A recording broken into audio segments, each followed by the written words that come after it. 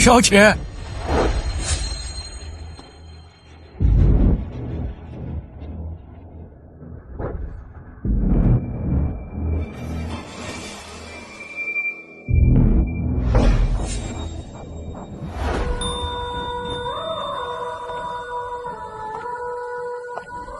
小姐，您这是？古墓煞气汇聚，而我一睡便是100年，再醒时，当天第一个见我真容者，会被瞬间夺去100年生机。多谢小姐提醒。都这把年纪了，便别跪了。当时见你还是20年华，没想到再睁眼时，已经如此年迈了。你又何苦独自苦守古墓100年，只为等我醒来？能在油尽灯枯的时候，让小姐见上一面，我老奴啊，万分荣幸啊。也罢，你有心了。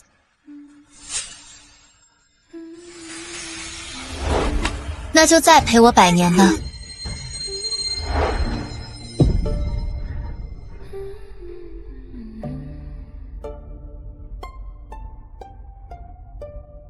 多谢小姐赐胜。杨朱兄卫4家后人何在？小姐，100年前是您出手庇护这4族，他们曾经许诺会将最优秀的后人送来给您当仆人，以还救命之恩。可我等到现在，至今没有等到他们的后人。如今100年已过，他们如果再不兑现承诺的话，恐怕他们4族便会大难临头。他们4族恐怕还不知内情，还真以为小姐只是想要人过来伺候你呢。他们不敢回我的约，应该另有隐情。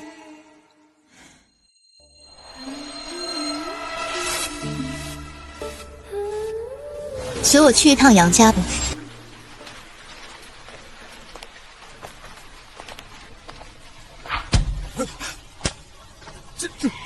这封信是怎么来的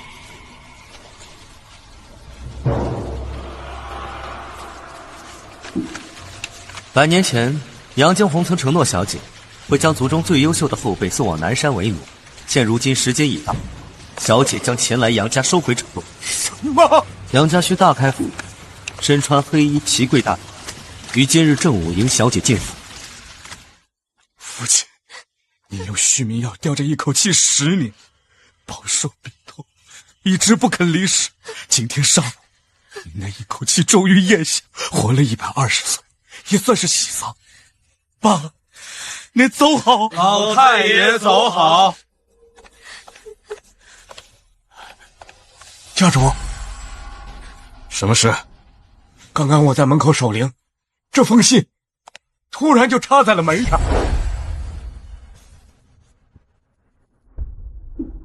信上说，100年前老太爷答应过要将杨家最优秀的后人送到南山，给一位小姐为奴。今日正午，他要来杨家收回承诺呀。多年前爷爷确实说过，我是他最优秀的后辈，等我成年之日，就将我送给小姐。也罢，我杨家没有这福气呀。爷爷，虽然我身患隐疾，但并不妨碍我为奴为仆啊。可因为我身患隐疾，一直没送过去。感觉去当奴仆只是爷爷的说辞，他就是想让我去给一个年过半百的老婆婆去当男主。放肆！子怡是我们最优秀的儿子，怎么能给个不知道从哪冒出来的女人当奴仆？更何况……不可妄议，爸生前并没有跟我说过这件事，更没有提及要将子怡送给……等等，你说要将子怡送去哪儿？南山。南山？这样做不合适，不知道啊。真的假的？老太爷在卧病之前，曾在每年的7月7号都会携带重礼去南山一趟。莫不是那位神通广大的小姐就住在南山？小姐？是啊，老太爷曾经说过，我们4家能够昌盛100年，全靠这位小姐的扶持啊。不错，爸生前最大的遗憾就是没能见到小姐一面。如今他老人家已经过世，我也不确定送子义为奴的承诺是真是假。老爷子最疼爱子义，怎么舍得让他给人端茶倒水？依我看呢，哼，这送信来的肯定是个骗子。哎呀，妈，既然是以小姐的名号来的，不管是真是假，都不可拒之门外。已经正午了，速速去开府门。是。一个还不知真假的货色，就值得你这么维护？而且子义怎么能给一个女人当奴仆？杨长风最近对我格外冷淡，莫非真的是在外面有了女人？哎呀，起来，别烦我。老爷子一死就该分家产，这个关键时刻，你非要把一个女人接进杨家，到底想干什么？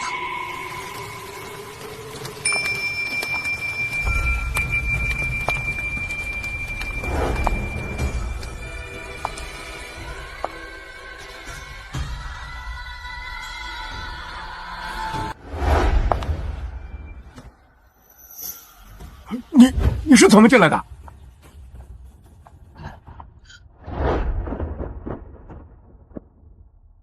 我若想进杨家，对我来说不过是无人之境。这么年轻，穿得这么金贵，这哪像是山里出来的，倒像是城里面教养的金丝雀。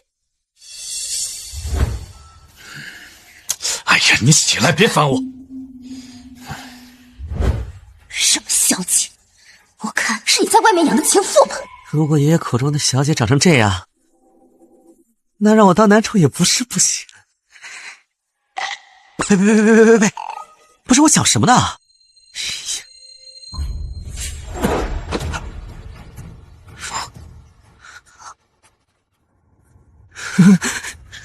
好冷啊！哎，我怎么跪下了？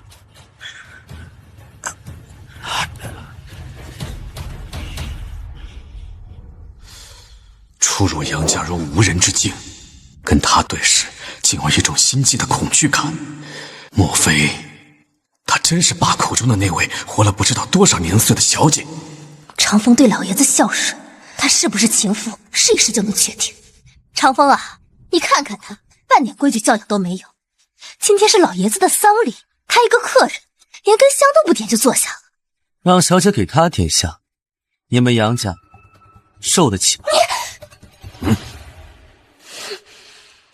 连个香都舍不得让这个贱人点，难怪你这么维护他，原来是想借着小姐的名义接你的情妇入门呢。爸年轻时确实认过一位小姐为主，但这100年来，这位小姐销声匿迹，杨家无人见过。你是不是忘了，老爷子的书房里藏着一幅画像，那画上画着小姐的容貌。她若不是小姐，不知道受不受得起这冒充的后果。杨惊鸿就是这么教你们跟我说话的吗？我只是需要确认您的身份。去将书房的画像取来。是。何必这么麻烦？唤醒他，一问便知。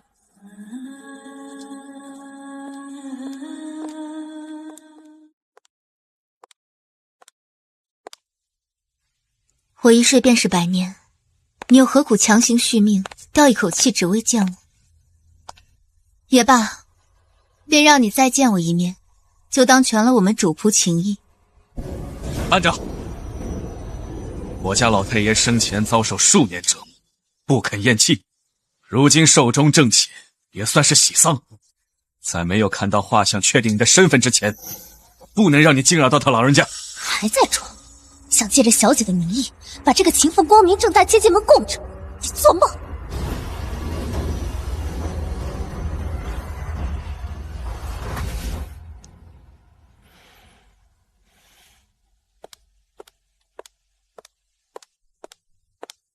等画像来了，我看你怎么死！各位族老，你们怕是忘了一件事。你说你是老太爷的主人，可据我所知，那位小姐神通广大，无所不能。而你呢，从进门开始一直以面纱遮脸。哼，你是冒充的吧？放肆！小姐行事岂容尔等妄议？还在这儿演？大白天的用面纱遮脸，不是冒充的，就是毁容。诸位，无论是哪一个，她都不会是小姐。如果小姐真被毁了容，那我是不是有可能从男宠升为正宫啊？谁？好疼啊！我的脸怎么火辣辣的疼啊？家主，夫人说的没错，小姐有能令万兽朝拜、万物俯首之能，她绝对不会被毁容的。是。竟然敢骗我！真是气煞老夫我了！杨老头怎么教出你们这群不长脑子的后代，敢这么对小姐出言不逊？你们也不怕她死不瞑目吗？我看是你们死到临头还在装吧。可惜今天有画像在，你这情妇休想全身而退。你要不是心里有鬼，大白天的蒙个面纱干什么呀？古墓煞气汇聚，而我一睡便是100年。再醒时，当天第一个见我真容者，会被瞬间夺去100年生机。哼，我就说嘛，这早不来晚不来，老爷子一死你就来了。一只不知天高地厚的金丝雀，想飞进豪门当凤凰也就算了，还想让我儿子跟你当奴隶，你也不看看！怎么了？不要你家好心！杨长风现在已经确定她不是小姐了，还不让她赶紧滚出杨家！家主，夫人，画像拿来了。画像给我。这画像里就是小姐的真容，你的身份是真是假，一看便知。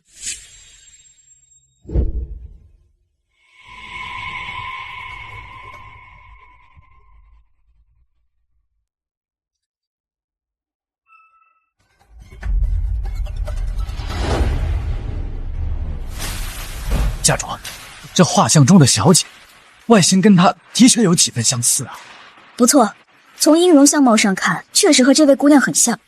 但是她一进门就面纱遮脸，我们看不清她长什么样，实在不能确认到底是不是小姐。看不清怎么认啊？现在画像已经拿来了，你也是时候把脸上面纱摘下来，让我们确定身份了吧？今日我这面纱不能摘。小姐说了，今日面纱不摘。一条狗腿子也敢拦我？你这么紧张的阻拦我，是怕他被我戳穿了真面目？你们被我杨家乱棍打死！无知小辈，小姐在古墓中沉睡100年，她醒来当日容颜聚集煞气，我怕你没这个命承受目睹天爷的后果。你们两个一唱一和的吓唬谁呢？这面纱我今天摘定了，我倒要看看你是有多见不得人！不知所谓，跪下！掌嘴！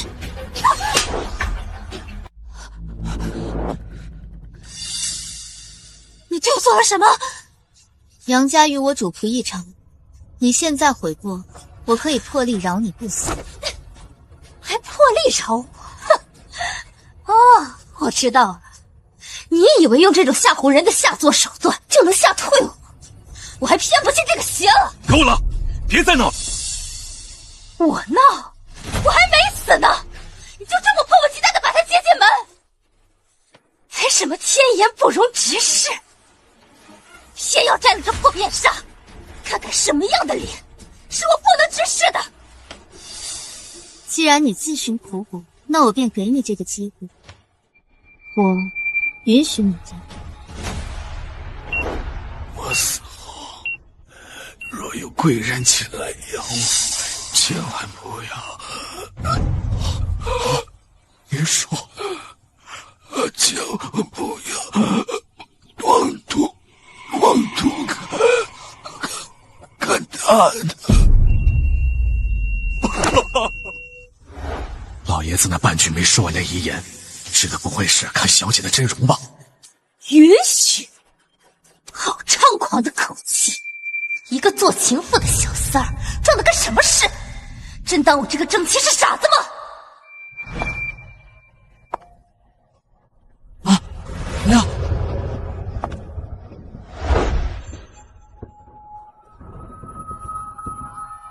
啊！不要这，你刚刚莫名下跪被扇耳光，这些都证明他不是普通人，他恐怕真是小姐。子怡说的没错，更何况殿临死前交代的那句遗言，我感觉跟他有关。快收手，千万不要意气用事！杨长风，到现在了，你还拿我当傻子耍？他都已经找上门了，把我这个当家主母的身份往地上踩，你还护着他？杨长风，你对得起我吗？到底在胡说什么？装神弄鬼！今天我就让你知道，在我这个正妻面前耍小聪明的下场。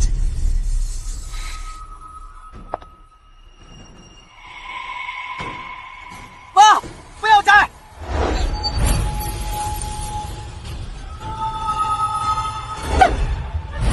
这面纱呢？我已经摘了，也没出现什么我承担不了的后果呀。来人，这个给杨长风当小三的贱人，给我给老夫打死！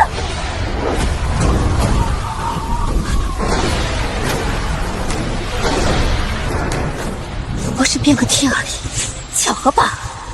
好端端的，怎么会突然这么大的声响啊？你们有没有听到什么声音啊？这是寿鸣啊！我好像听到了，这难道就是老太爷说的万寿朝拜？家主，你快看他的脸！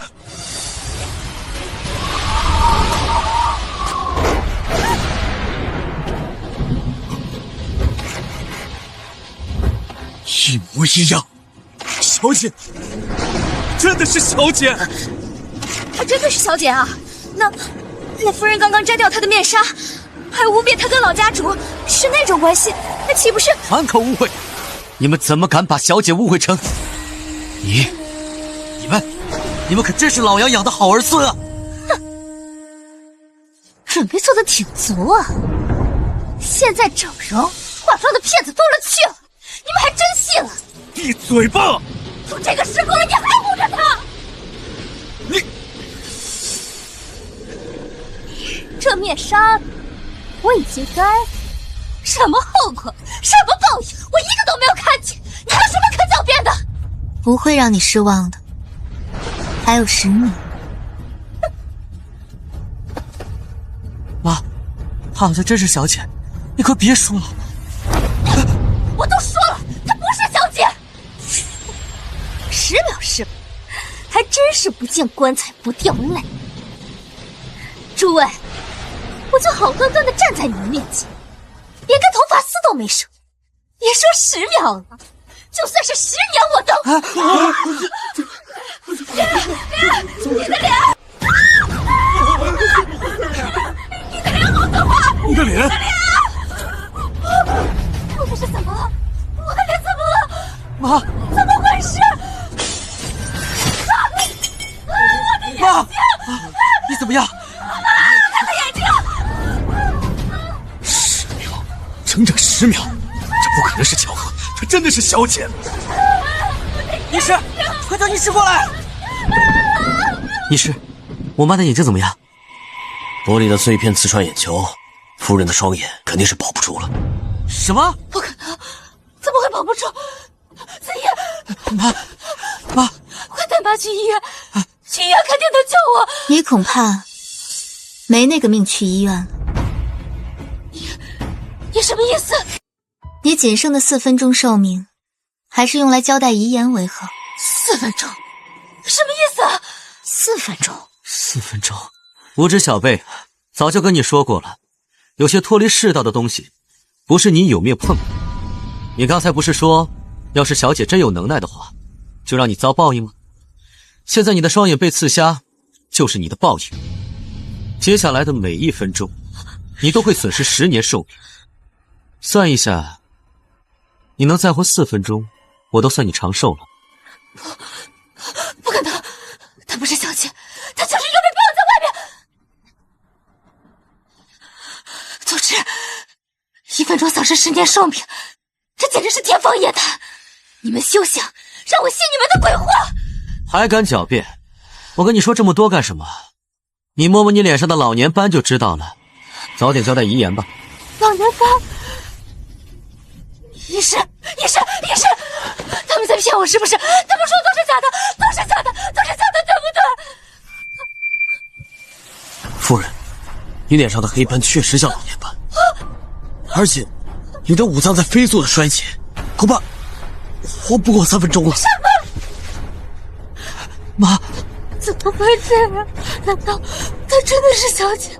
是我误会她了？可我也只是摘了一条面纱而已，怎么就受伤到死了？我又不是故意的。蠢货！爸，你以为她是谁？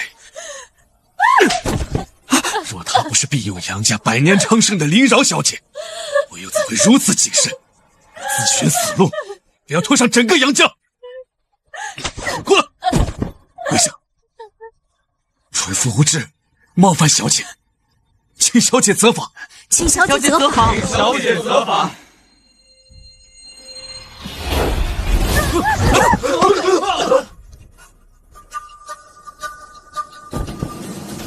小姐恕罪。谁种的因，谁去成果，这点道理还需要我教给你吗？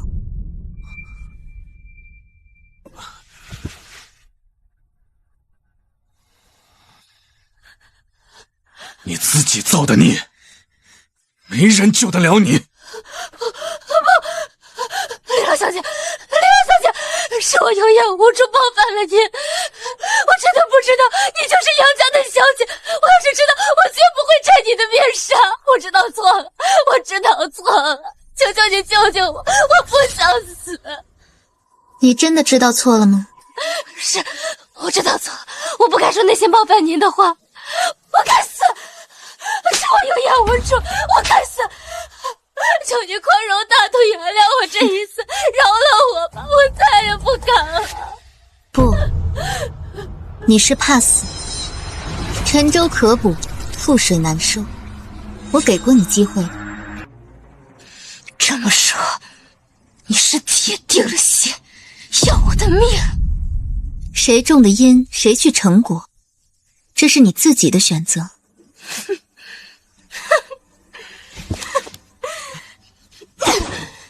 可说到底，我不过是摘了条破面纱而已，看一眼又掉不了肉，你凭什么要判我死刑？我已经都瞎了双眼，还不够吗？你为什么要不依不饶的？你可别忘了，我是子毅的母亲，你就不怕？闭嘴！让他说。我是杨家的主母，子毅的母亲。李饶小姐，你今天要是不救我不会让他任你做主。妈，你胡说什么呢？我可是爷爷约定。子毅啊，难道你就眼睁睁看着你母亲丧病吗？现在你就告诉林小姐，告诉她，如果她不救我，你这辈子都不可能认她。你错了。我要她死了！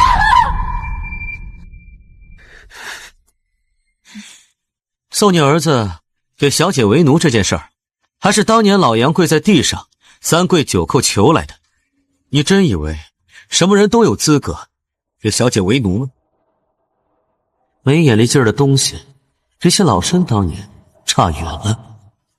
所以不是小姐逼着收的，这个机会是老太爷自己求来的。怎么会这样？我又弄错了。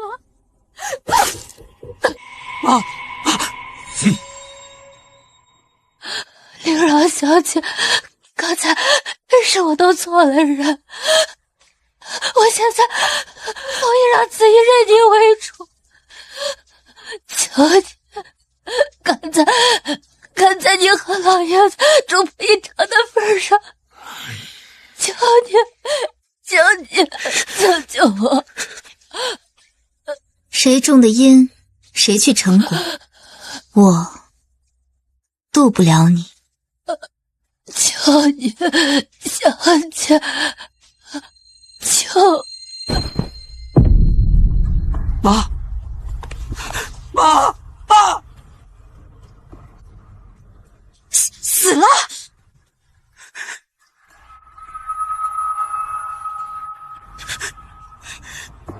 我跟爸都说了，她就是小姐，你为什么都是疑神疑鬼的？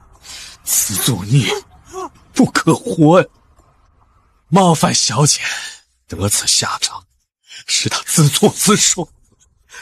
以后杨家家谱再没杨夫人，将她抬下去。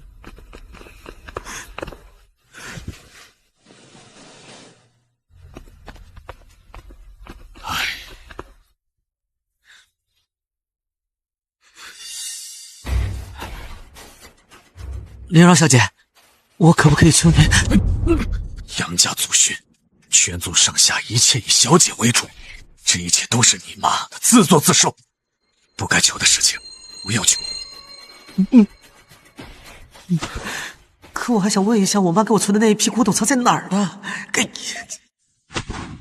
杨某眼拙，没能第一眼认出小姐，还让无知蠢妇出言冒犯。杨家杨长风向小姐请罪。杨氏一族向小姐请罪。培养出你们这样一群后代，可真是杨惊鸿的福气。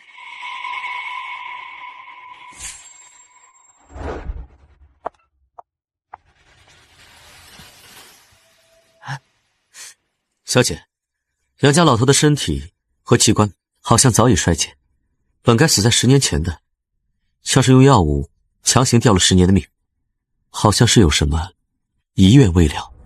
他是怎么知道的？小姐身边的一个奴仆都有这种眼力见吗？是有，那边唤醒他一问吧。不是幻觉，就是他凭空变出来的。杨子毅，过来。去，快点去！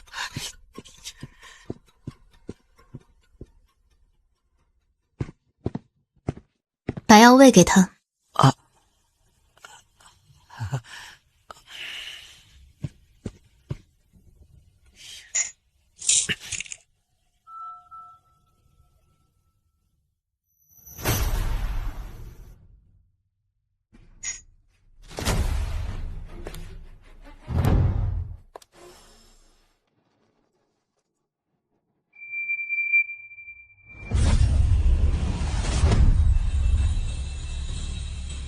杨惊鸿，回来吧。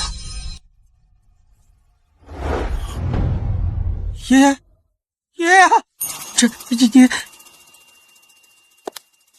我不是在做梦吧？我还误会爷爷，爷爷想让我当男宠，我真该死啊！你是老张，你怎么变回20岁的模样了？南山古墓，我呢幸得小姐赐寿100年哦。赐寿？是小姐回来了？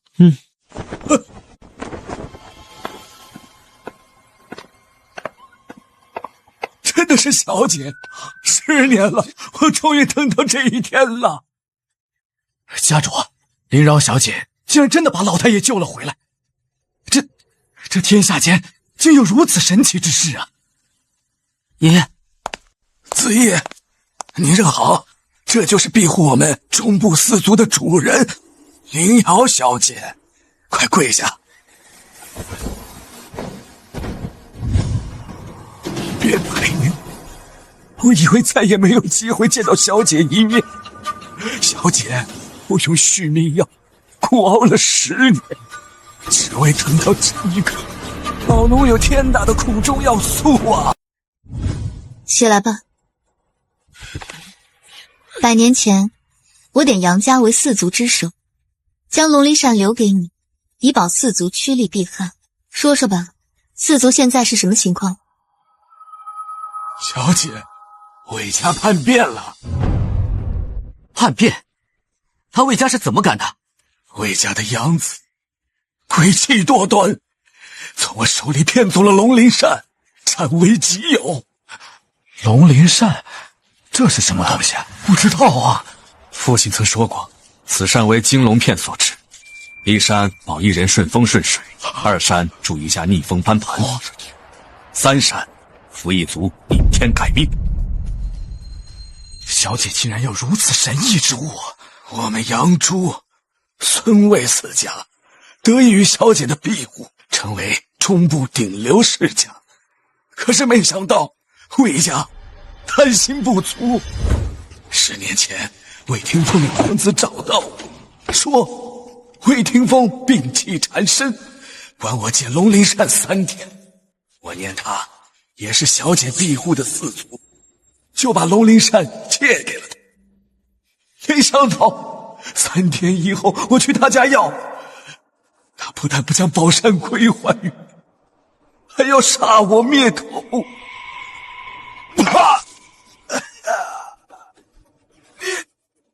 家里下了毒，为什么？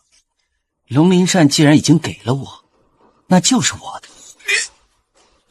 的。把这个老不死的送回杨家，让杨家好好安葬。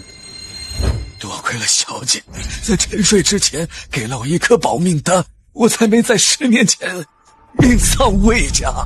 小姐，魏家夺走了龙鳞扇，杀我灭口不成，到后来又倒打一耙污蔑我，现在孙家跟朱家都说我背叛了小姐，跟我断绝了来往。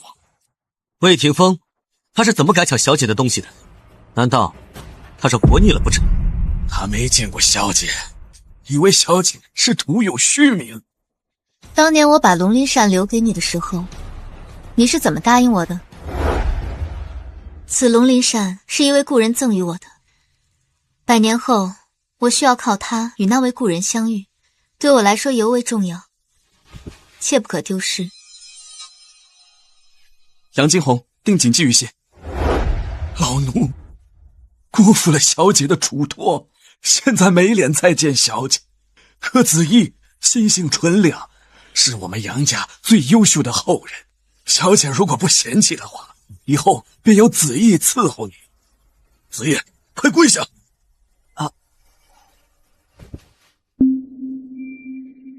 四族再难齐心，便难以昌盛。以前的承诺便作罢了。从今以后，我只会在四族中挑选一人跟随于我。爷，小姐这次出事，是打算扶持一族了吗？他这是没看上我，当奴仆都看不上我，不当就不当，跟谁稀罕似的。小姐，魏霆锋神机妙算，他怎会蠢到如此地步去抢龙鳞扇？唤他过来便知。朱正英、魏霆锋、孙无畏，速来杨家见我。什么？杨家门口挂了白灯，难道是谁死了？我最近没关注过杨家，派人去查。现在杨家目前的情况。朱正英、孙无畏，速来杨家见我。是小姐回来了。时隔100年，我终于等到这一天了。杨九红这个该死的叛徒，竟敢私吞小姐的龙鳞扇。如今小姐回来了，我看他。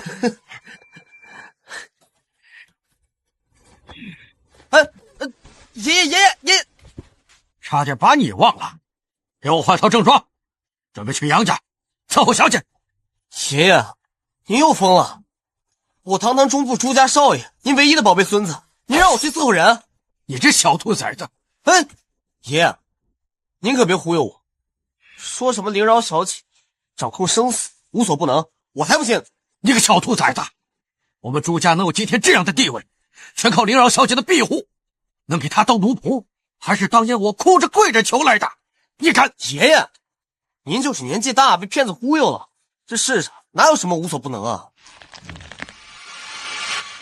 你去不去？别打！我去。走，去就去，还掌控生死。看小爷怎么拆穿你。我不去，不去，跟我去呀！我孙骁今天就是死在这儿，也不能给一个老太婆当奴仆。爷爷，您就死了这条心吧！臭小子，再对小姐不敬，我扒了你的皮！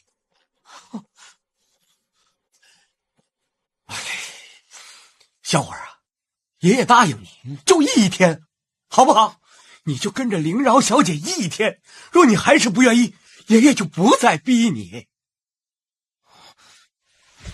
你说的啊，就1天啊？就1天。熬完这1天，我就回来当我的大少爷，我是绝对不会向老骗子屈服的。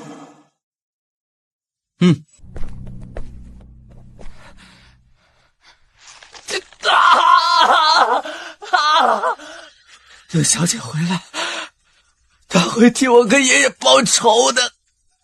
你们都被我关了10年了，还这么嘴硬。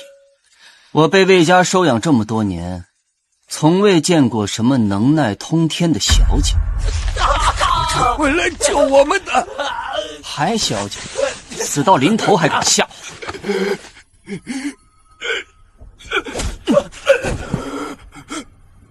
是我错了。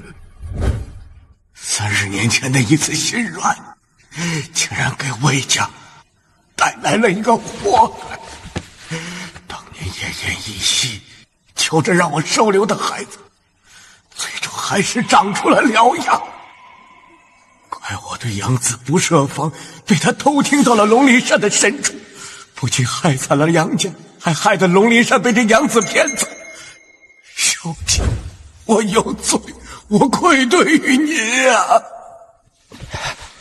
当年爷爷心疼你，把你带回来，没想到带回来一个祸害。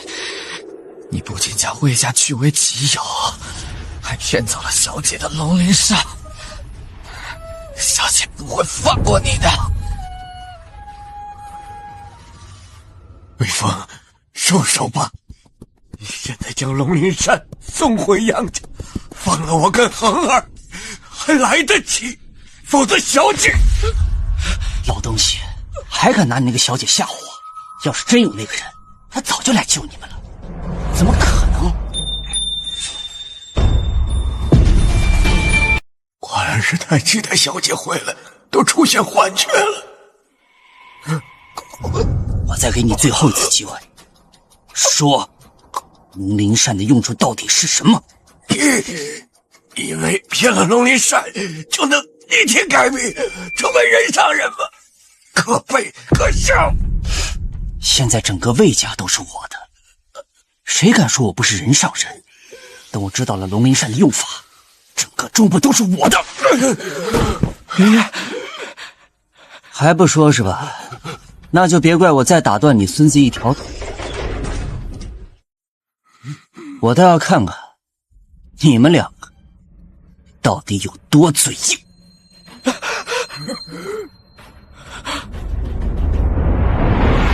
魏挺风速来杨家见我。什么声音？是谁在那儿？清风送灵山，是小姐，小姐在呼唤我。时隔多年，我终于等到小姐回来了。老东西，你少在这跟我装神弄鬼！你们爷俩被我关了10年，也没见他来救你。就算你那个什么狗屁小姐还活着，他又能奈我何？你对小姐的能耐一无所知，你这个恩将仇报的畜生！等着吧，小姐回来了，你的死期就到了。那我倒要看看，他能拿我怎么样？来人，家主，那个什么小姐是在杨家是吧？去给她写封信，就说龙鳞扇在我魏峰手上，看他敢不敢来取。是，我这就去办。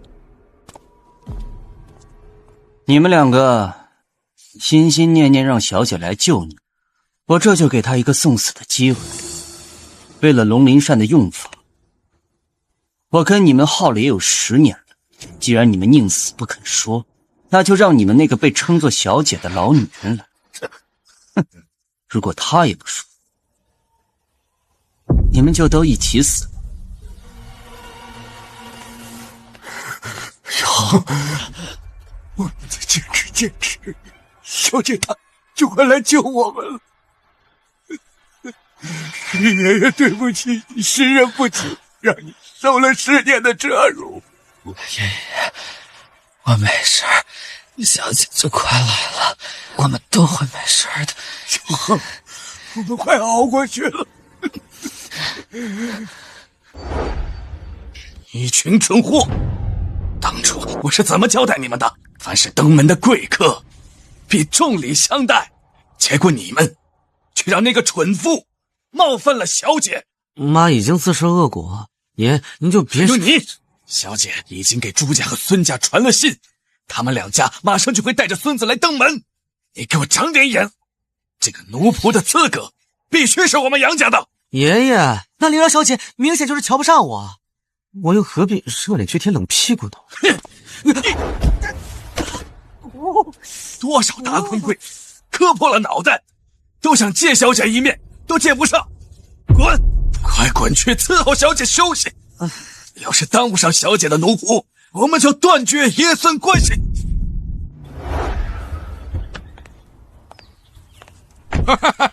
这不是老孙吗？听说你这孙子成天游手好闲，不干正事儿，送他来伺候小姐，不好吧？哎呦，那也比不上你们家那位朱少爷，去公司上任头1天就让股份暴跌5%吧！哎呀，送这么个祸害给小姐，老朱，你不厚道啊！我孙子雷厉风行，小姐肯定会喜欢。我孙子头脑灵活，小姐才会喜欢呢。走着瞧，走着瞧就走着瞧。我就是来走个过场的，待1天我就走。说的谁不是一样？这个奴仆谁爱当谁当，小爷当不了一点。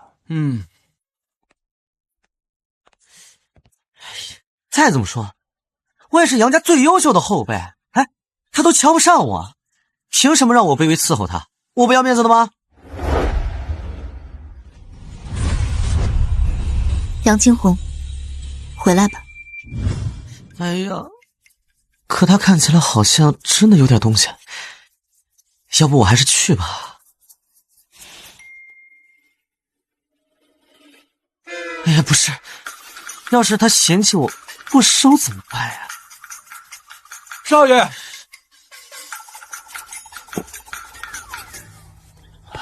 怎么了？少爷，孙家和朱家登门，说要见小姐。这么快？都谁来了？孙少爷和朱少爷都来了，老太爷让你赶快下去一趟。这都来了啊！好，知道了啊！我去，肯定是来跟我抢小姐的。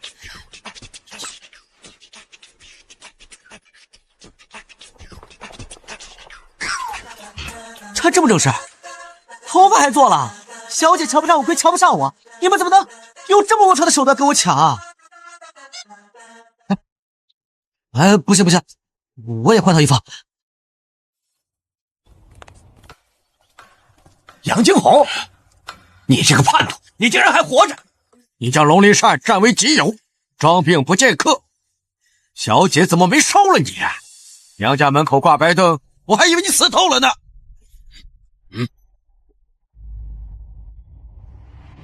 什么？你都死了，又被小姐救活了？这么说，是魏家骗走了龙鳞扇，我们冤枉你了。说来话长了，说的神乎其神的，还把破扇子当个宝。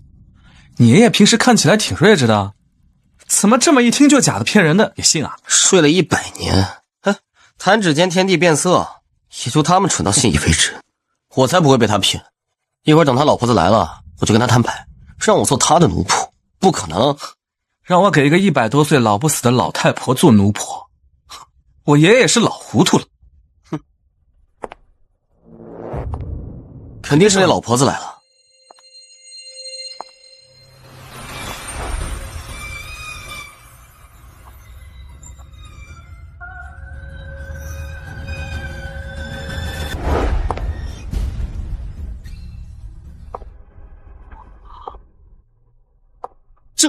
不能吧？这是那老婆婆的后人吧？要是闲成这样，好像当一天奴仆也不是。不行，堂堂朱家少爷怎么能有这种危险的想法？肯定是他孙女。一会儿等老婆子来了，我们再……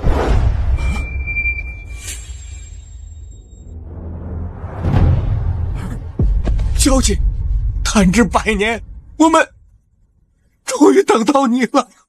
小姐，你终于回来了。谢小姐。都年过100岁的人了，就别行如此大礼，坐下吧。爷爷，您老糊涂了吧？都100多岁了，给一个晚辈行礼，你懂个屁！爷爷，你老眼昏花了吧？年龄差距这么大，你都能认错？快把老花镜戴上。什么老眼昏花？你要是没老眼昏花，怎么能把她认成是小姐呢？这位小姐，你能把你奶奶叫出来一下吗？我有事跟她说。什么奶奶？她就是我们中部四族的主人灵饶小姐。你说什么？可爷爷，她看起来才20多岁，怎么可能？不然，你们四族的掌权人为什么会年过100岁，还依旧看上去像50、60岁一样？灵儿，小姐的能耐不是我们能想象的。你要记住啊，朱家能有今天的地位，全仰仗于她。难道爷爷以前跟我说的话，并不是夸大其词，而是真的？可怎么可能啊？哎，现在怎么办？爷爷看着年轻，是因为他保养得好。你看他活了100来岁，怎么可能这个味？肯定是爷爷为了让我服从编造的谎言，我才不会上当受骗。等着，这就跟他摊牌。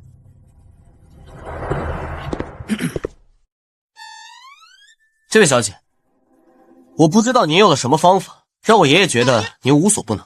可是今天，我严肃地告诉你，我朱林就算被打死，都不可能。小姐，老太爷，魏家刚刚送来一封信。你就是那老不死认的狗屁小姐，龙鳞扇就是我拿的。魏霆锋跟他孙子被我折磨了10年，一直在等你来救他，就是不知道你敢不敢。都多久没有人这么跟我讲话？我就说嘛，怎么敢有人亏欠小姐的东西？原来是魏家养了这么一个愚蠢无知的养子。魏霆锋的养子叛变了，难怪这10年我从未见过魏霆锋，原来另有隐情。区养子也敢亏欠龙鳞山。小姐，你这次出事，身边也缺少个手脚麻利的后辈，不如叫我孙子陪你一起去魏家吧。爷爷，我还没有。小姐，我孙子头脑灵活，让他陪你去比较合适。你孙子不学无术，我孙子才合适。你孙子粗心大意，我孙子才更合适。我孙子合适，我孙子合适，我孙子合适，我孙子合适，我孙子合适，我孙子合适。那你看这两家，为了在小姐面前多露脸，都要干起来。那不来了吗？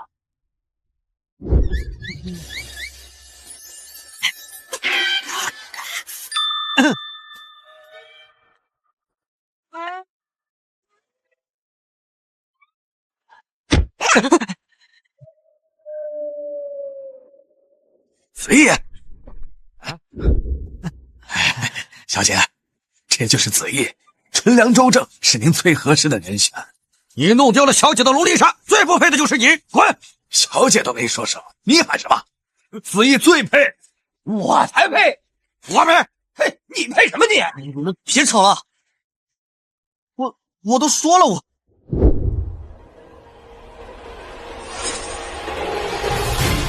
去，这信他刚刚轻轻甩一下就自燃了。我真的没看错。好了，你先说，你刚刚想通知我什么？那什么，我觉得魏家人太不是东西了，要不还是我陪您去魏家吧。啊！你刚刚在门口，不是说要……小姐，我觉得还是我陪您去比较合适啊。小姐，这龙鳞扇是杨家弄丢的，所以我觉得我有义务陪你一起去要回来。当年好不容易把4个不要脸的老东西赶走，现在又来了3个不要脸的小崽子。那就一起跟上吧。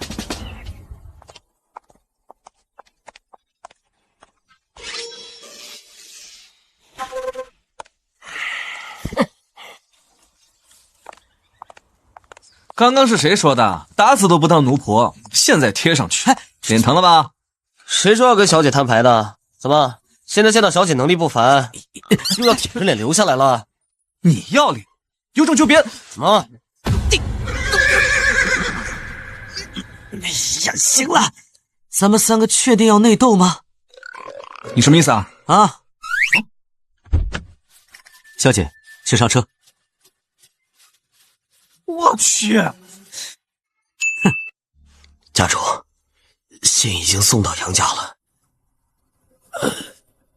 下面的人说没有看到年过100岁的老太婆出门，应该是扑回来救人的。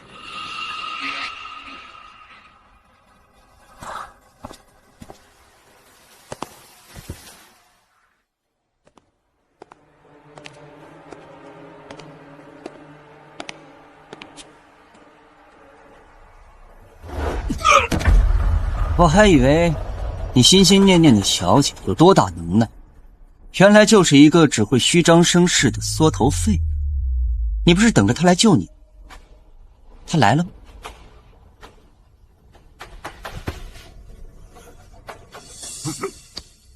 呸！卑鄙小人，你也配觊觎小姐的龙鳞扇？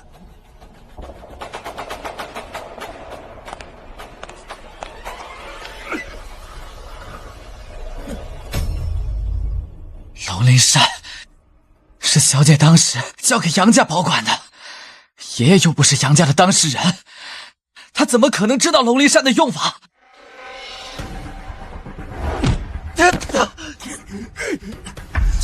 到了现在，你还在夸我？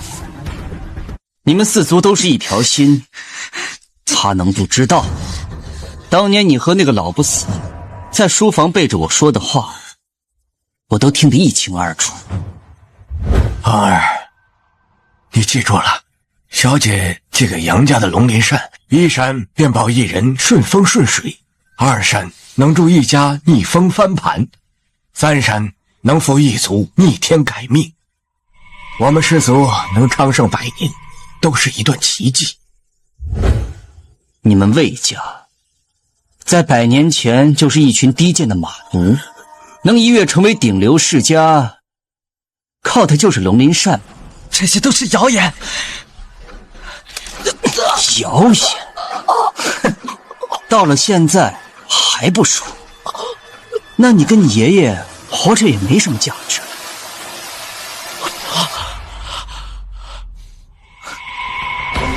我数3个数，你再不数，我就送你们爷俩上路。魏霆锋，你可就这么一个宝贝孙子，你想好了？3、2、1。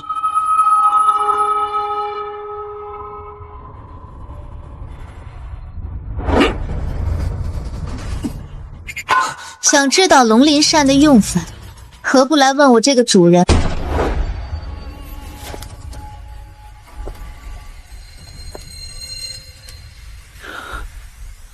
小姐，小姐，真的是你吗？小姐，这就是庇护我们4族的主人吗？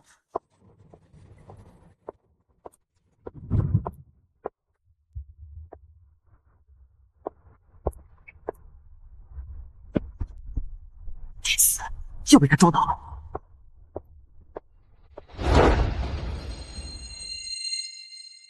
我不过是睡了一觉，怎么把自己搞得如此狼狈？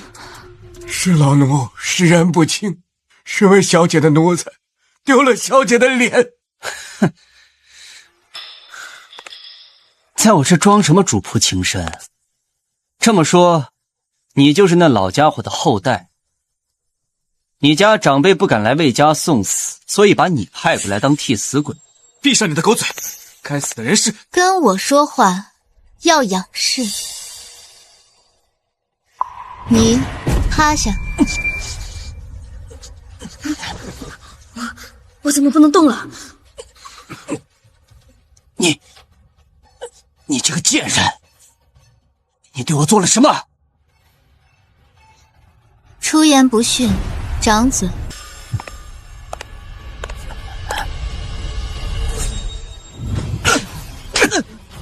是不是又被他撞到了？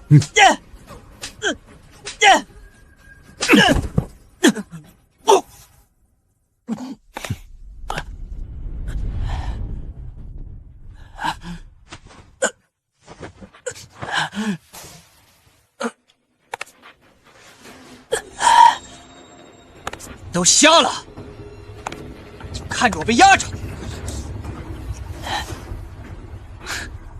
你很好，怪不得敢来魏家送死，是有2招弄虚作假的手段，我倒要看看你到底有几斤几两。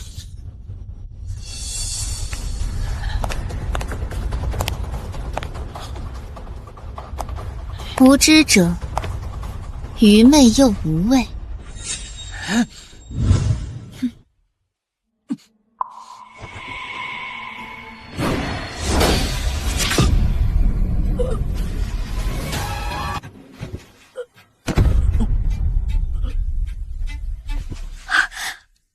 我怎么又可以动了？家主，家主你怎么样了？你懂中医，快来看看家主的伤势。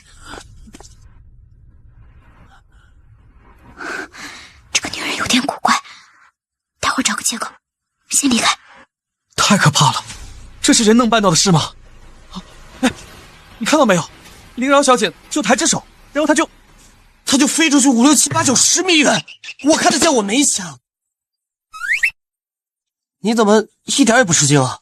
啊，那个3个小时前，我亲眼目睹灵饶小姐让我爷爷起死回生，就面前这点小事儿，有什么好惊讶的？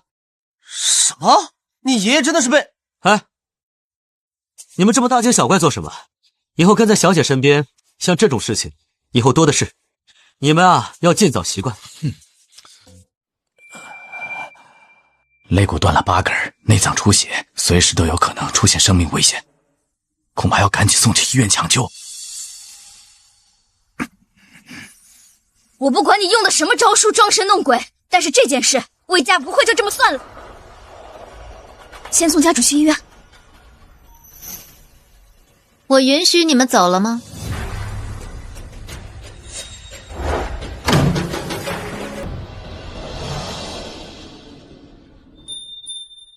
魏峰，你昨天不是说等着小姐来问你去龙鳞山吗？怎么现在变成缩头乌龟想跑了？小姐，龙鳞山就在他的手上，不能让他跑了。他走不了。打不开啊！走什么走？不过都是些忽悠人的把戏，吓得你们连动都不敢动了。不是的，家主，这个女人她有点古怪，我们刚才分明都动不了了。一群没用的废物！你还真有点弄虚作假的把戏，但是你要以为老子是吓大的，那你就错了。你要是现在把龙鳞扇使用的方法告诉我，我还能饶你不死，否则别怪我动真格的了。龙鳞扇认主，你动不了，也没这个命动。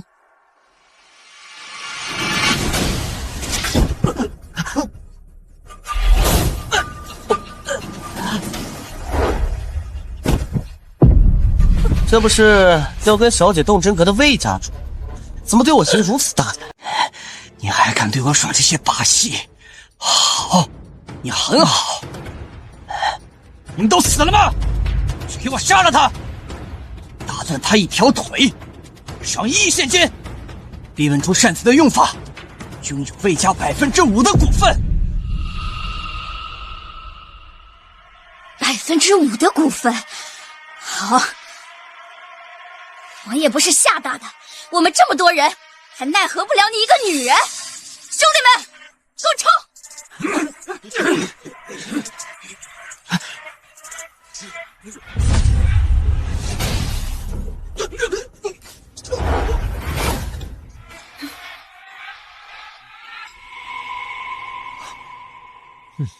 他们都消失了，这就是爷爷口中的能让天地变色、令万物腐朽的小姐吗？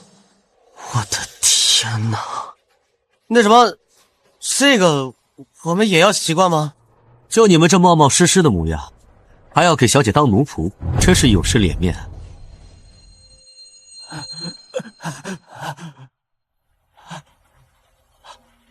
这不可能，他们没死，这一定是障眼法。对，出来，都给我滚出来！对他们做了什么？到底是谁？小姐不是说过，她就是龙鳞扇的主人，魏霆锋100年前贵认的小姐。这不可能，这个老不死的今年100岁了，他认的小姐年龄不可能比他小，这个小姐怎么可能才20多岁？一介蝼蚁，又怎么能想象出天人的实力？我早就警告过你。老奴恭迎小姐回归。他真的是魏家的主人？啊，这不可能！你对小姐的能耐一无所知，你这个恩将仇报的畜生！等小姐回来了，你的死期就到了。如果魏天锋以前说的那些话都是真的，那我岂不是……居然被一个养子弄得如此狼狈。魏霆锋，你若管不好魏家，我会让子辰接手。请小姐放心，不会再有第二次。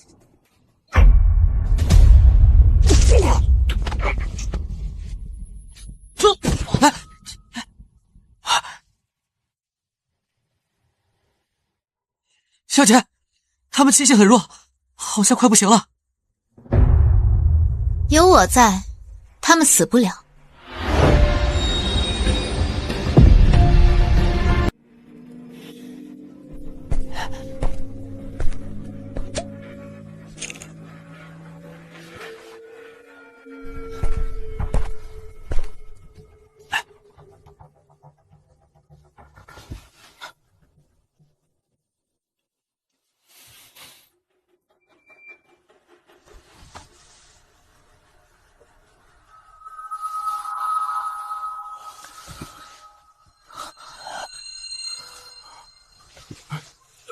我爷爷承不起我。多谢小姐试药。是真的，这个老东西说的那些话，竟然都是真的。你既姓魏，所犯之事便交由魏家处置，但龙鳞扇之事，是你交上来，还是我亲自去取？对，还有龙鳞扇，只要我不交出龙鳞扇，你就不敢拿我怎么样。就算你是魏家的狗屁小姐又怎么样？我现在才是魏家的掌权人，能逆天改命的龙鳞扇也在我手上。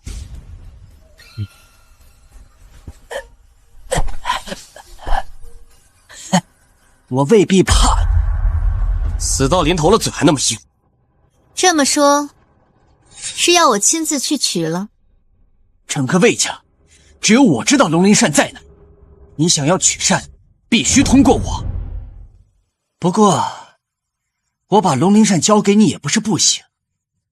你把他们两个杀了，再扶持我做4大家族的人上人，否则，你这辈子都别想得到龙鳞扇。大不了我就把它给毁了。即是残烛，也想为自己争一分生机，但实在太高估了自己。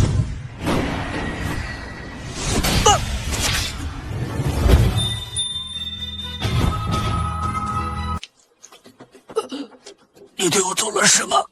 你竟敢杀我！你就不怕得不到龙鳞山吗？哼！你真以为凌驾在世道之上的存在会受到你的威胁？警告过你，可你非要落个身死魂消的下场才肯罢休。身死魂消？怎么会这样？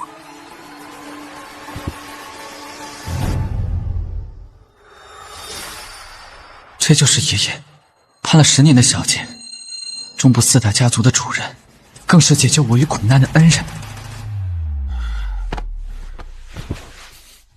老奴跪谢小姐出手相救。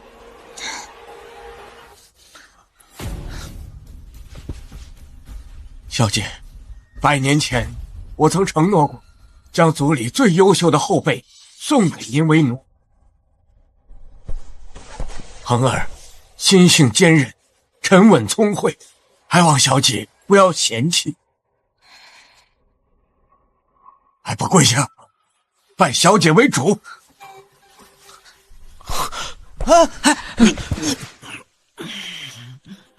就是来跟我抢小姐的。又来一个。你们4族难以齐心，4大家族之事就此接过。这次我只会在其中挑选一族跟着我。那从此以后，中部岂不是就没有杨朱孙卫4族了？100年前，我们4族不过是被小姐指点了几次，短短几年时间，就一跃成为了中部霸主，长盛100年不倒。多谢小姐提点。现如今，小姐只挑选1人伺候，那岂不是能像张先生一样，能助家族一跃成为京城第1的世家？小姐，您刚归来，恐怕还有诸多琐事需要处理，能不能让小恒在您身边先伺候着？准。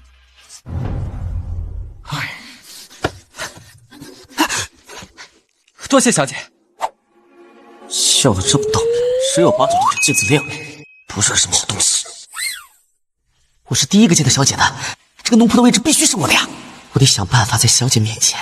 哎，小姐，魏家养子死了，那您丢失的龙鳞扇怎么办？该死，让姓杨的小子先跟小姐搭上话了。万物有灵，自有万物为我指路。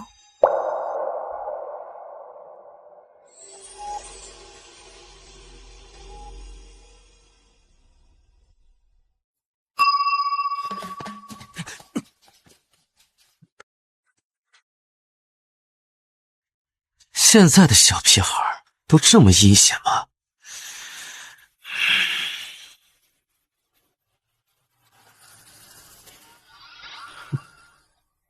这就是我爷爷一直跟我说的万物扶手。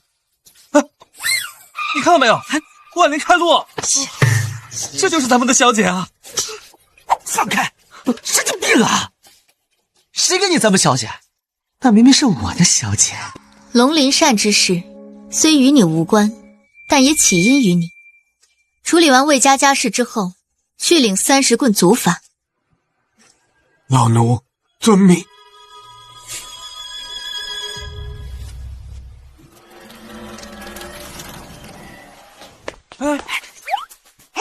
您疯了，追我干嘛？说姓张的去！刚被你抢到在小姐面前露脸的机会，被搭了整整40秒的时间，给你高兴坏了。哼，都是兄弟，你也得让我雨露均沾吧。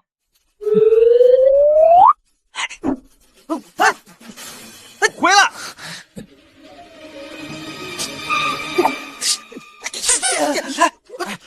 别进来！行了，放我出去！放开，让我先走！快说，刚才你跟小姐说了完整的一句话，整整12个字，大家都是跟在小姐身边的人，你别这么自私呗！哎呀，放开我！放开，让我先走！放手！让我先出去！别拦着我！他们几个比起我当年抢小姐时，别抓我了！差远了。够了，够了！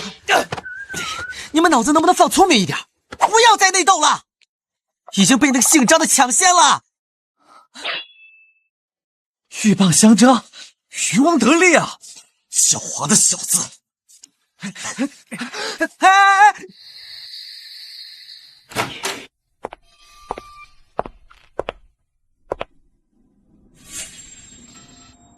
这是魏峰囚禁我跟爷爷的地方，我在这里待了10年。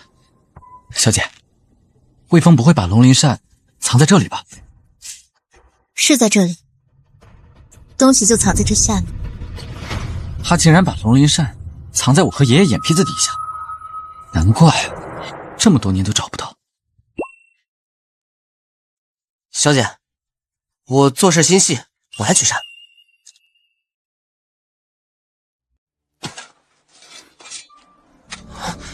小姐，真的有东西！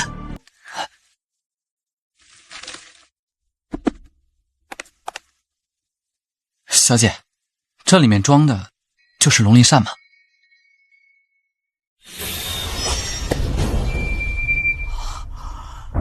就这么一把小小的扇子，一扇能保一人顺风顺水，2扇能助一族逆风翻盘，3扇能扶一族逆天改命。这要是落到普通人手上，岂不是要翻天啊？这把龙鳞扇100年前是用金龙的护心鳞所制，扇子刃主除了小姐与指定的4族族人之外，其他人都不能碰它。这么神奇？那要是其他人碰到会怎么样？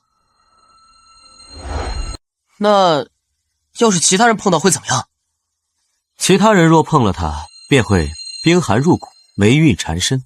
不出意外的话，1年之内便会家破人亡。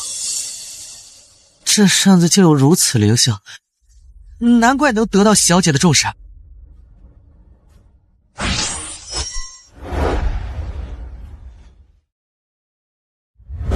100年之后，我会顺着龙鳞扇的感应来找你。好，你可不要弄丢了，弄丢了就找不到你了。100年之期已到，想来他已经在来找我的路上。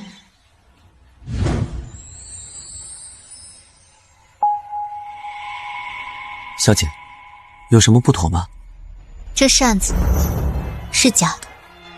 什么？假的？这龙鳞扇的奇处，在魏家并不是什么秘密。魏家养子虽然将东西藏得很深，但终归会留下痕迹的。看来真正的龙鳞扇早已被人调包了。哇，魏峰这个蠢货，被偷家了都不知道。那现在线索断了，我们去哪找真正的龙鳞扇？正愁找不到刷脸的机会，这不就来了？最后留在小姐身边的只能是我。哎，小姐，这龙鳞扇是我们杨家弄丢的，我愿意倾尽全力帮你把龙鳞扇找回来，我只需要1个月时间。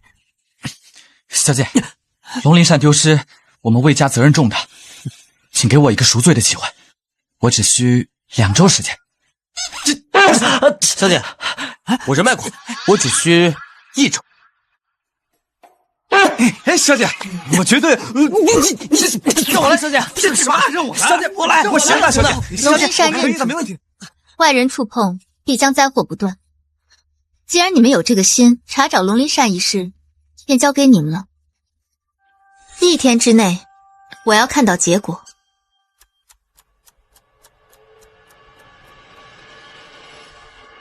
1天，只要我第一个找到龙鳞扇，小姐一定会选我做仆人的。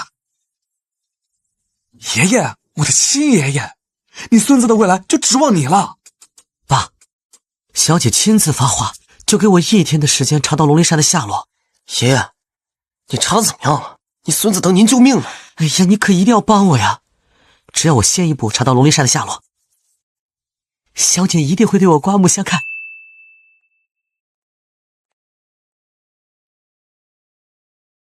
哼。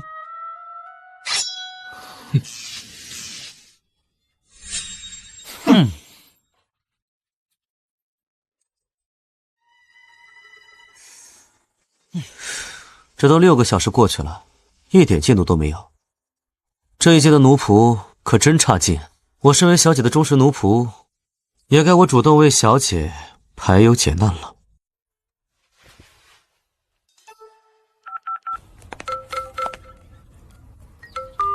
喂，我是张子晨，让张家现在的掌权人来接电话。四爷爷，周部魏家被调包了一把龙鳞扇，给你3个小时，不管你用什么办法，都务必给我找到他。这3个小时做不到，看来张家掌权人的位置是时候换个后辈来做了。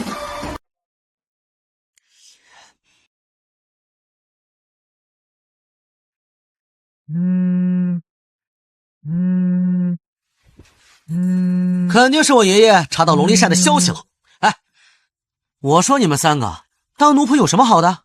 还不如早点回家当大少爷去吧。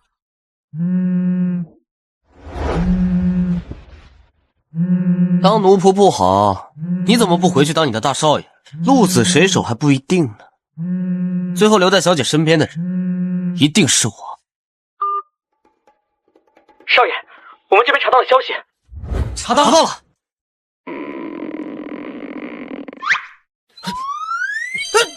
我的裤子！夕颜，你疯了！你带着我一个人来干什么？放开！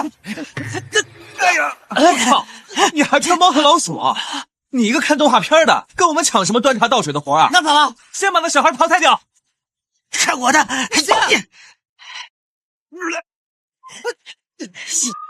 接着我写！孙子，我给你不共戴天！别拦我现在，小姐，不辱使命，龙鳞扇的消息我也……你怎么在这儿？看你们查龙鳞扇查得这么辛苦，作为和你们爷爷同龄的长辈，我决定了，帮你们一把。你怎么能这样？龙鳞扇我已经查到了，几位孙侄不必谢我。小姐，这是资料。老东西，真不要脸！鹬蚌相争，渔翁得利。我们4个以后还要再内讧吗？看来我们最大的敌人是他。我最大的敌人是你们3个。现在想跟我化干戈为玉帛，等我急走姓张的，我再跟你们不共戴天。哎呀，好兄弟，好兄弟，好兄弟，进来吧。说说吧，你们都查到了什么？小姐，龙鳞扇确实被魏家的一名佣人调包了，就在年初，这把扇子调到了南省苏家的。小姐，苏家得到龙鳞扇以后就倒霉不断，连如日中天的房地产生意都受到了影响。短短半年时间，苏家马上就要破产了，而且我还查到了。小姐，我查到苏家现在混乱不堪，正在寻求大师救命。还算过关。一群不要脸的小崽子，居然真的查到了。苏家小姐，她怎么给我打电话？我跟苏家可没什么交集啊。喂，苏小姐，找我有什么事吗？杨少，我听闻杨老太爷卧病10年，今天上午甚至还宣布了丧期。可刚才有小道消息说，杨老太爷死而复生，这件事是真的吗？确有其事。所以你们杨家真的来了位能力非凡的高人，是那位高人救活了你爷爷。你想干什么？你也知道我们苏家最近灾祸不断，我父母更是被寒气折磨得生不如死。我想请那位高人前来救我们苏家一命。小姐，苏家听说了我爷爷死而复生的奇事，想请您去救苏家一把。那便去一趟吧。没问题，我家小姐答应了。动了不该动的东西，还妄想找大师化解劫数，亏窃龙鳞扇的人都该死。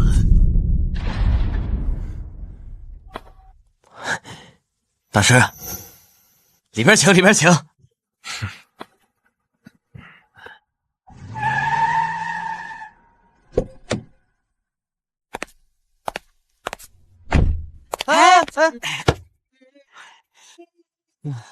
你不是曾经说跟我爷爷是同辈的？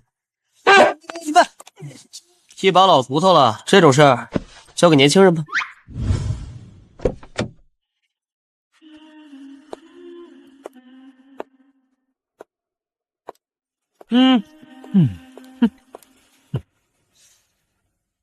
哎，别这么着急走嘛。张先生伺候小姐多少年了？你给晚辈传授点经验呗。啊，放开放开！你们这两个小崽子还是嫩了点儿。唉，杨少爷，你们终于来了。啊，救活你爷爷的那位高人呢？怎么没见他老人家来？这位就是救活我爷爷的高人，灵饶小姐。这么年轻。灵饶小姐，几位少爷，我家里的情况有点复杂，还请跟我来。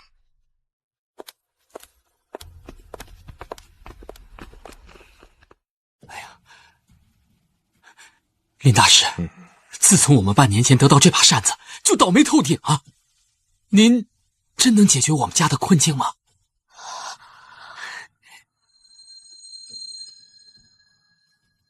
这把扇子古怪的很，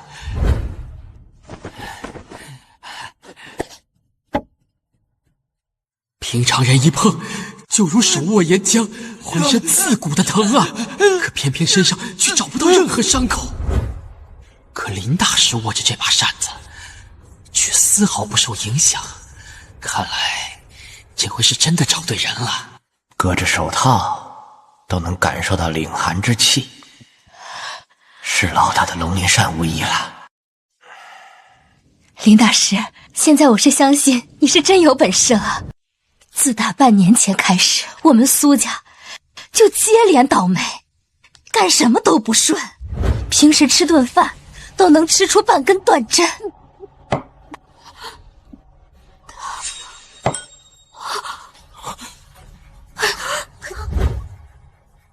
走在路上，不是天降横祸，就是货车追尾。这半年来，我们真的是过得提心吊胆，尤其是到了晚上，一入夜，我这浑身的骨头就跟泡在冰水里一样，刺得发疼啊！林大师，这把扇子我已经送给你了，你可一定要帮帮我们苏家的忙啊！啊，帮你们？我可不是来帮你们的。昨天老大找到我说感知到龙鳞扇被苏家占有。老大，这是星烛，点燃烛心，但凡触碰过龙鳞扇的人，没命活着见到第二天的太阳。去吧。是。百年之期已到，难怪我找不到他，原来是有不知死活的东西横插一脚，敢窥窃我送给他的龙鳞扇，简直找死！老大让我来取走龙鳞扇，顺带送你们这群不知天高地厚的蠢货上路。苏家主放心，一切包在我身上。这是镀心烛，你将此蜡烛点燃，你们苏家便能恢复正常。好。爸妈，我把能救苏家的高人请回来了。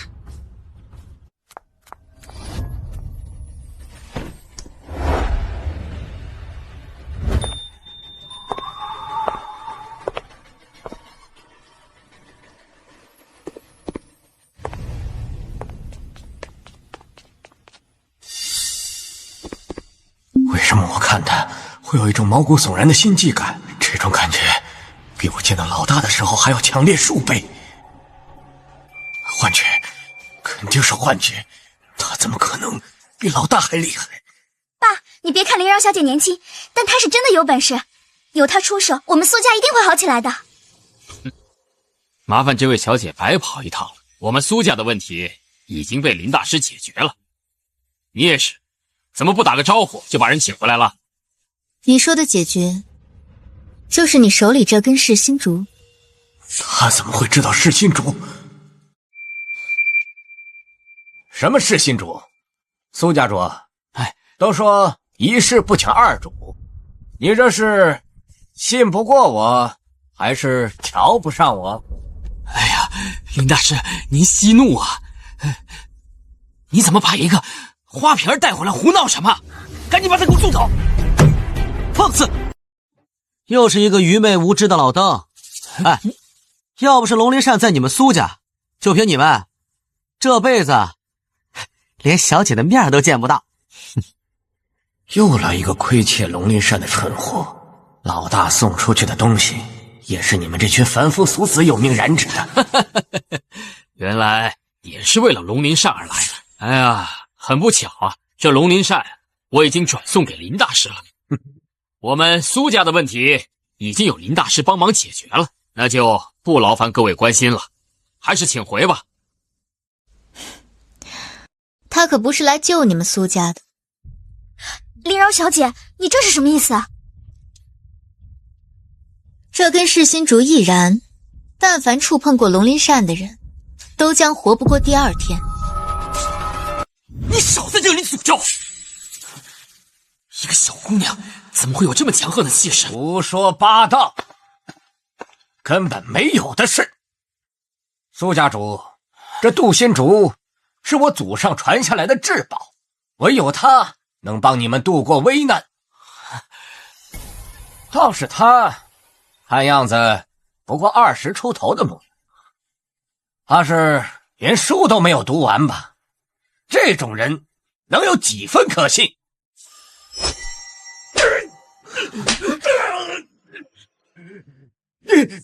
你对我做了什么？取扇的准备工作做得倒是充足，但这龙鳞扇不是你该碰的东西。苏家之事我无意插手，但我的东西你带不走。这龙鳞扇是你亲手交上来，还是我去取？我就怕我交给你，你没有本事拿。更何况龙鳞扇是苏家主悬赏给救命恩人的东西。苏家主，你说是吧？是。爸，快把扇子给林饶小姐，她真的不简单。杨老太爷卧病10年，明明已经死了，就是林饶小姐救回来的。什么？一个人死了还能复活？这种鬼话你也相信？爸，你就算不信我的，也该信杨少爷的吧？苏家主，别怪我没提醒你，你现在呢，双手奉上龙鳞扇，跪求小姐救你们苏家一命。你们呢，还有2成活命的机会，否则呀，你们苏家就等着。你是中部杨家的大少爷？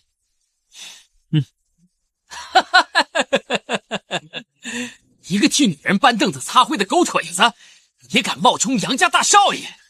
爸，他真的是杨子毅，你要相信我。你真是蠢得无可救药！一个替女人端茶倒水的狗腿子，怎么可能是杨家大少？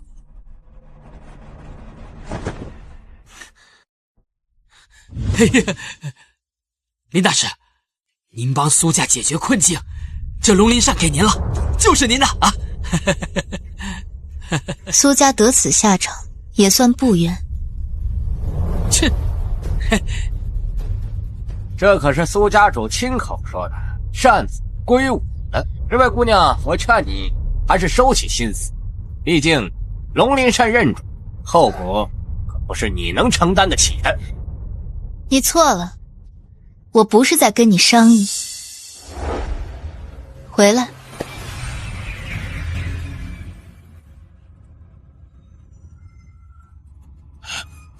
怎么会这样？老大的东西怎么会听这个女人的话？他握在手里，怎么跟没事人一样？我是因为戴了老大给的手套，才能手握龙鳞扇。他怎么也可以？他是什么人？我告诉你，我家小姐就是龙鳞扇的主人。不要脸！明明我老大才是龙鳞扇的主人，可他给我的感觉实在太可怕了，不能硬扛。现在回去。原来是这样。既然龙鳞扇选择了你，那我就不多纠缠。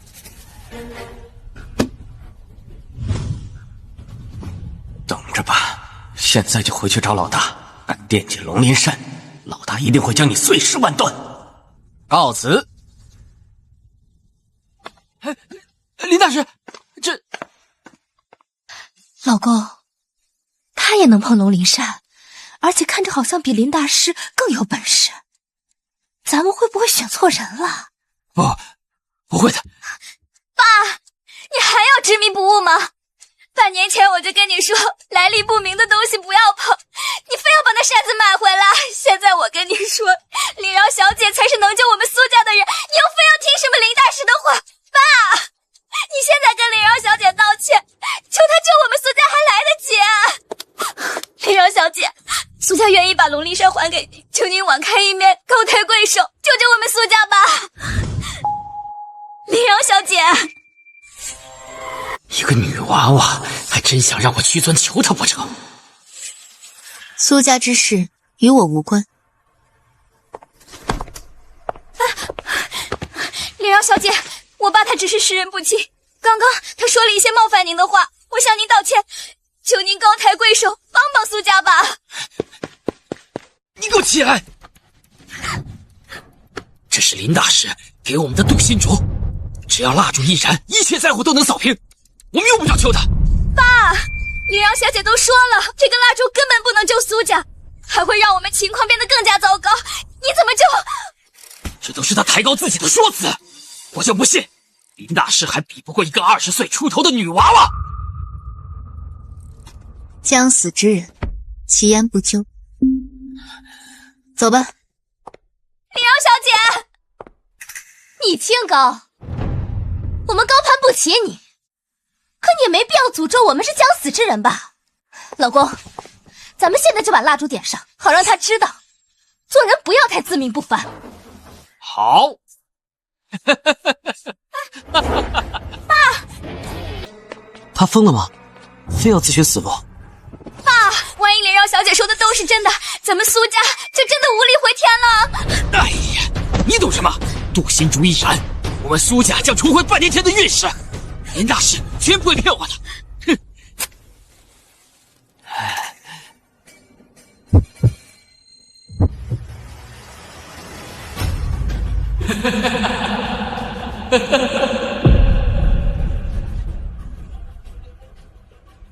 林饶小姐，你看到了，蜡烛我们已经点了，苏家有林大师出手帮助，就不劳烦您端起架子来。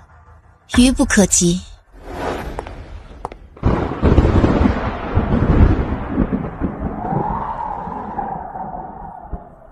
这怎么突然就变黑了？我记得我妈摘下小姐面罩的时候也是这么大动静，该不会这苏家真活不过第2天吧？走，快走！没事，只是变天了而已。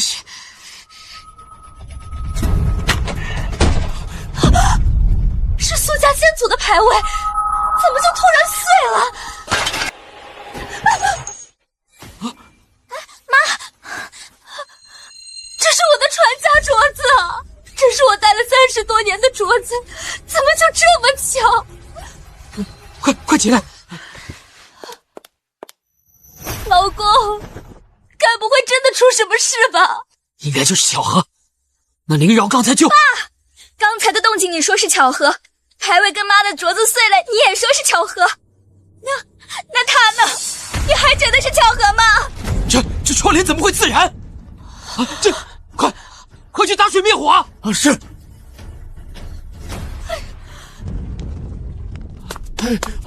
家主，不好了，停水了！说什么？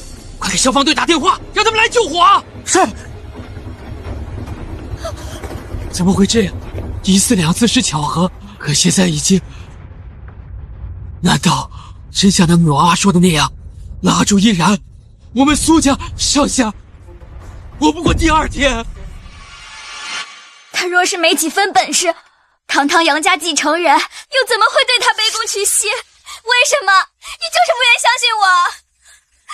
女儿，难道那真的是杨家少爷杨子毅？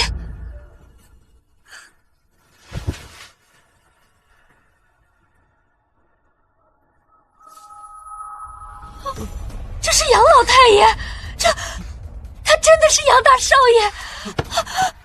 老公，我们是不是真的想错了？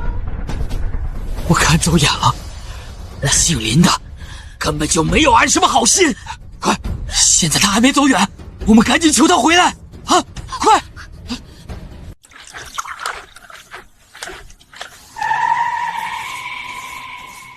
小姐，该不会是那苏家自食恶果，开始反悔，来求您出手相救了吧？蜡烛已燃，他们没那个命再见我第二面了。人都已经到门口了，难道还能见不到？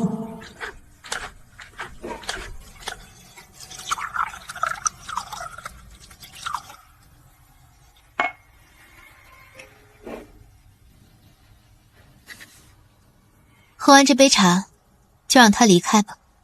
好。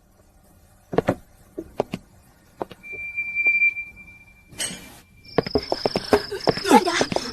林饶小姐在苏家所说的话全都灵验了。好在时间还来得及，我们马上就要见到林饶小姐了。从苏家到这里不过100余里的路程，我们却出了多次意外，差点丢了性命。刚买的新车就爆胎，差点冲进江里，这怎么回事啊？这水箱打开来看一下。新车呀，怎么又坏了？爸，接着又遇到车祸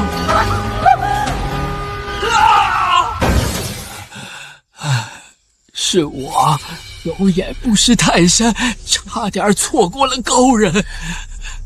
女儿，快点带我去给林饶小姐赔礼道歉，无论如何都要求得她的原谅。爸，你要是早这么想，该多好啊！来得及，只要能求得林饶小姐的原谅，一切都来得及啊！快走！爸，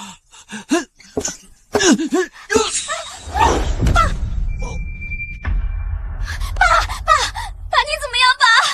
爸，你快醒醒啊，爸！死了！明明我们马上就要见到林饶小姐了，为什么？怎么会这样？这不是真的。妈，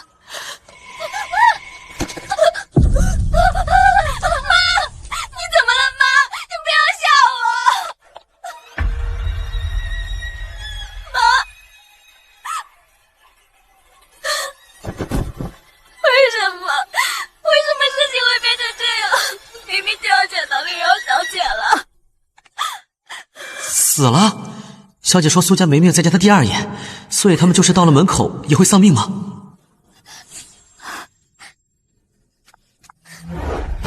求杨少爷替我转告林饶小姐，苏家苏雅求救，求小姐救我父母性命。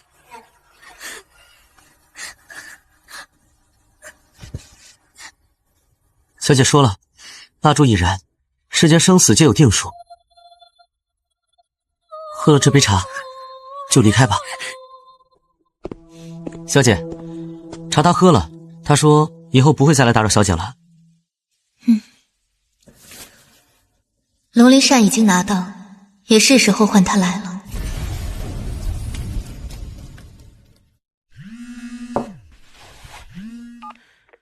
喂，少爷，咱家门口来了俩兔崽子闹事。什么？杨家出事了？好，我知道了。小姐，杨家来了2个人，放话说是要灭了中部4族。老大，我都查清楚了，中部杨朱孙魏4族都是那女人的奴仆，他们没一个好东西。一群凡夫俗子，敢抢我的东西，你们通通死定了！敢来我杨家闹事，我看你是找死！上！好，老大打得好，让你们那个什么狗屁小姐等着啊！敢抢走我老大的龙鳞扇，也不想想自己有没有那个命用。这小娃娃到底是什么人呢？他怎么有这么恐怖的实力呢？给子怡打电话了吗？我已经知会少爷了，少爷说他们马上回来。这么弱的实力，还敢染指我送给他的龙鳞扇，真是不知天高地厚。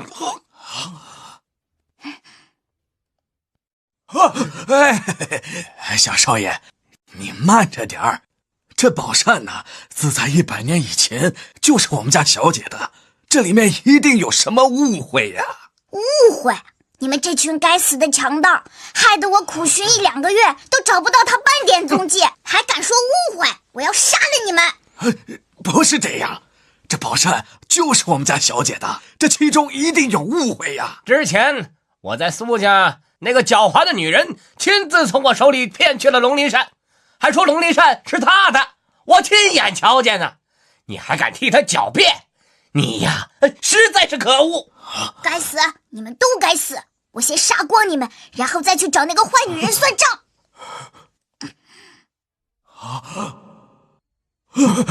哎，完了完了！我刚被小姐救醒没几天，又要死了！哎呦！你要找谁算账？